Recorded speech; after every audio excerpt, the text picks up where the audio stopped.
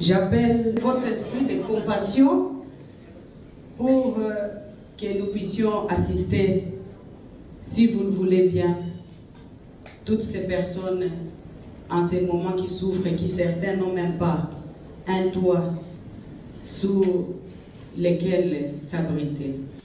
Cet appel a trouvé un écho favorable auprès des bonnes volontés au cours de la cérémonie du lancement des activités de la Société financière d'assurance.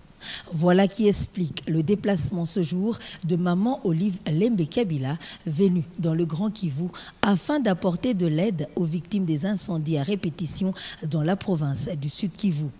À Goma, dans le Nord Kivu, Maman Olive Lembe Kabila a fait le point avec l'équipe technique qui a évalué les sinistres sur place à Bukavu. Au total, chers distingués mamans, vous aurez en face de vous 993 familles qui sont restées à la Belle Étoile. Nous vous avons amené, chères mamans, les listes authentiques conçues par les sinistrés et visées par tous les chefs de quartier que nous avons rencontrés sur terrain. Le nombre des sinistrés ne fait pas trembler ce cœur généreux, toujours disponible à voler au secours de ses compatriotes en difficulté. Sagi Bessière a un contenu suffisant. Nous avons pu mobiliser 610 000 $ de cotisations et ainsi les bénéficiaires sauront que leur panier leur est parvenu en entier, sans pour autant qu'il y ait un seul petit trou qui se soit créé et aucun centime n'en tombera. Les professionnels des médias venus de la capitale congolaise ainsi que la presse locale étaient associés à la réunion préparatoire de cette action caritative dans le Sud Kivu. J'appelle votre esprit de compassion pour que nous puissions assister, si vous le voulez bien, toutes ces personnes en ces moments qui souffrent et qui certains n'ont même pas un toit sous lesquels s'abriter. Cet appel a trouvé un écho favorable auprès des bonnes volontés au cours de la cérémonie du lancement des activités de la Société financière d'assurance. Voilà qui explique le déplacement ce jour de Maman Olive Lembe Kabila, venue dans le Grand Kivu afin d'apporter de l'aide aux victimes des incendies à répétition dans la province du Sud Kivu. À Goma, dans le Nord Kivu, Maman Olive Lembe Kabila a fait le point avec l'équipe technique qui a évalué les sinistres sur place à Bukavu. Au total, chers distingués mamans, vous aurez en face de vous 993 familles qui sont restées à la Belle Étoile. Nous vous avons amené, chères mamans, les listes authentiques conçues par les sinistrés et visées par tous les chefs de quartier que nous avons rencontrés sur terrain. Le nombre des sinistrés ne fait pas trembler ce cœur généreux, toujours disponible à voler au secours de ses compatriotes en difficulté. Sagi Bessière a un contenu suffisant.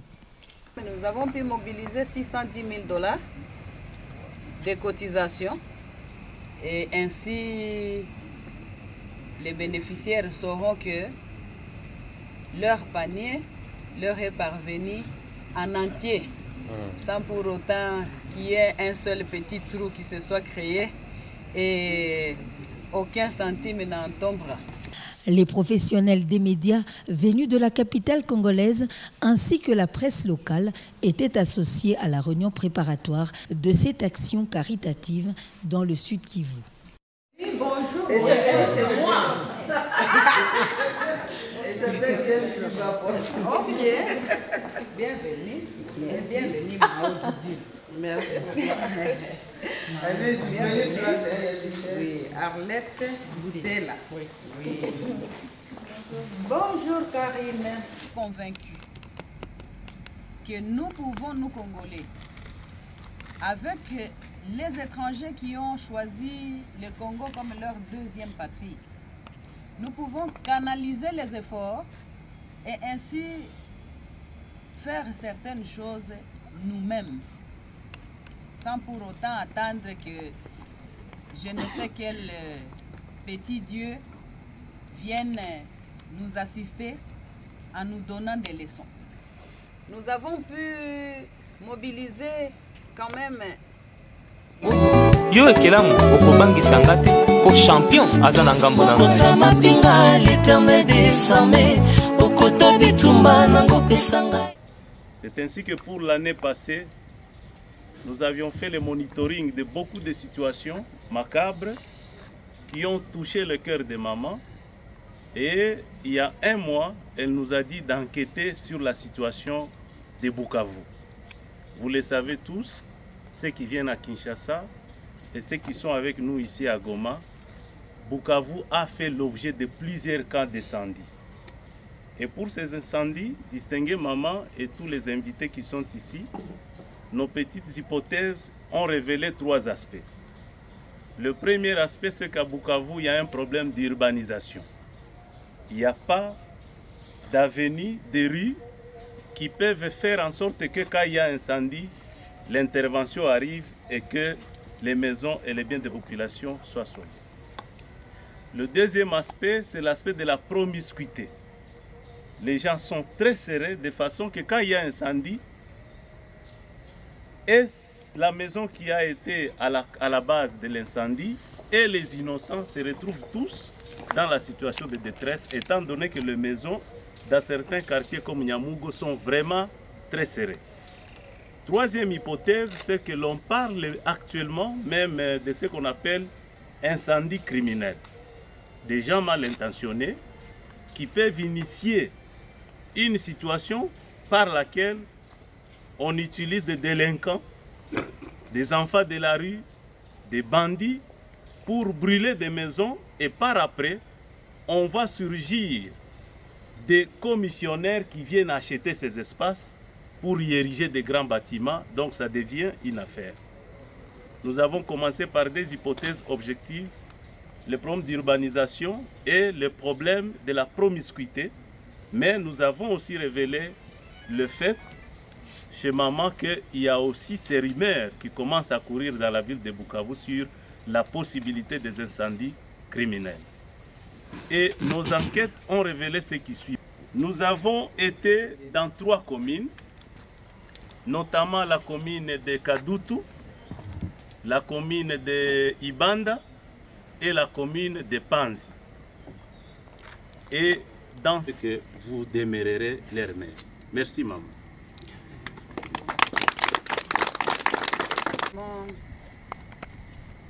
Dire mes salutations à tous mes frères et sœurs du Grand Kivu, puisque c'était les Grands Kivu il y a encore quelques années.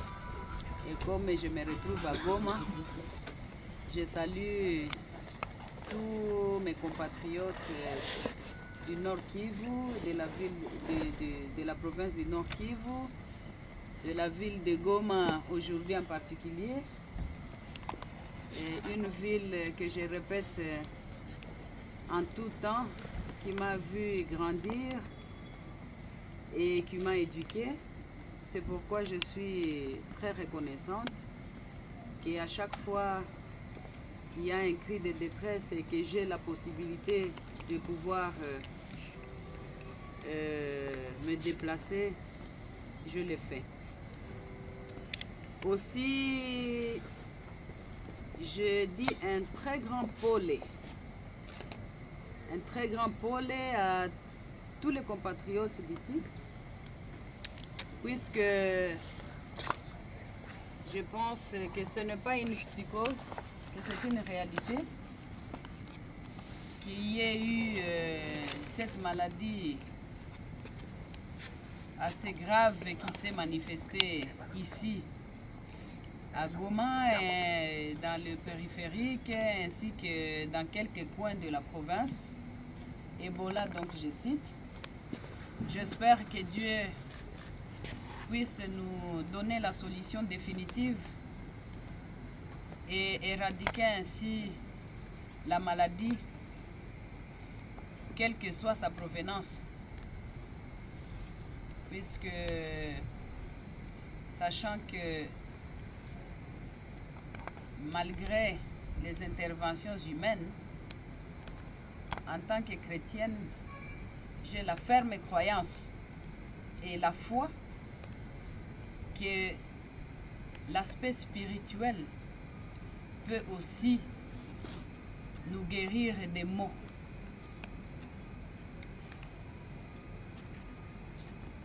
J'ai souhaité au fait présenter un peu, ou soit dans cette réunion, surtout chez ceux avec qui nous sommes venus, présenter un peu les programmes et surtout l'aspect financier. Et ce n'est pas une obligation bien sûr, mais dans ce genre de mission, puisque c'est une mission caritative, une mission humanitaire, on voit assez souvent des ONG qui viennent de loin, parfois qui pour 100 000 $ ou 50 000 crient même sur les toits pour que tout le monde sache qu'ils sont là pour nous donner. Et pourtant, moi je suis convaincue que nous pouvons, nous Congolais, avec les étrangers qui ont choisi le Congo comme leur deuxième patrie, nous pouvons canaliser les efforts et ainsi faire certaines choses nous-mêmes, sans pour autant attendre que je ne sais quel petit Dieu vienne nous assister en nous donnant des leçons. Alors, je n'ai pas voulu beaucoup attendre, puisque c'est un programme que nous nous sommes fixés déjà depuis quelques mois, depuis les incendies en question en fait. Puisque quand le premier incendie avait eu lieu ici, je pense que j'avais exprimé l'intention de venir en aide à nos compatriotes, les sinistrés donc, pour connaissant un tout petit peu la situation. Puisque oui, je ne suis pas une étrangère, bien qu'en sachant que dans le monde entier, il y a des problèmes. Nous avons aussi nos problèmes. Et en voulant fonctionner un tout petit peu passant par la foi chrétienne, où Jésus-Christ nous a recommandé de nous aimer les uns les autres. Puisque s'il savait que chacun se suffisait, alors on n'allait pas avoir la recommandation de frapper pour qu'on nous ouvre, de toquer pour qu'on nous ouvre, ou bien de demander pour qu'on nous donne, n'est-ce pas? Et ainsi de suite. Alors, nous avons pu mobiliser quand même une somme importante. Ce n'est même pas un secret, je vais citer même la somme. Nous avons pu mobiliser 610 000 $ de cotisations et qui bien sûr ne va pas terminer tous les problèmes de la vie qu'auront les bénéficiaires de cette somme, mais c'est déjà quelque chose. Et donc j'ai préféré tenir cette petite réunion, informer, renseigner pour tous ceux qui veulent savoir, et ainsi les bénéficiaires sauront que leur panier leur est parvenu en entier, sans pour autant qu'il y ait un seul petit trou qui se soit créé et aucun centime n'en tombera.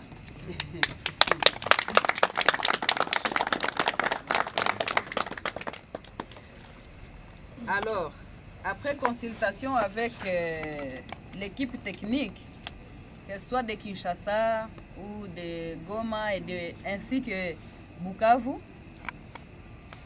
puisque nous avons toujours fonctionné de la manière à consulter les intéressés pour savoir ce qu'ils voulaient vraiment que nous fassions pour eux. Ils ont préféré avoir quelques matériels pour des besoins comme les tôles, les couvertures, un peu l'habillement et qu'est-ce que j'ai oublié? Les matelas. Et ainsi une petite enveloppe pour accompagner ce matériel-là, chose qui sera réalisée. Comme ça, nous nous serons au moins libérés de cette charge-là que nous portons pour toutes ces personnes de bonne volonté qui ont voulu participer à pouvoir assister nos compatriotes. Beaucoup d'entre eux ont souhaité ne pas être cités, chose que nous allons faire. Les raisons, je ne les connais pas. Mais je suis quand même dans l'obligation de dire et de faire parvenir leur enveloppe pour qu'ils sachent que ce qu'ils ont donné est bel et bien arrivé à destination.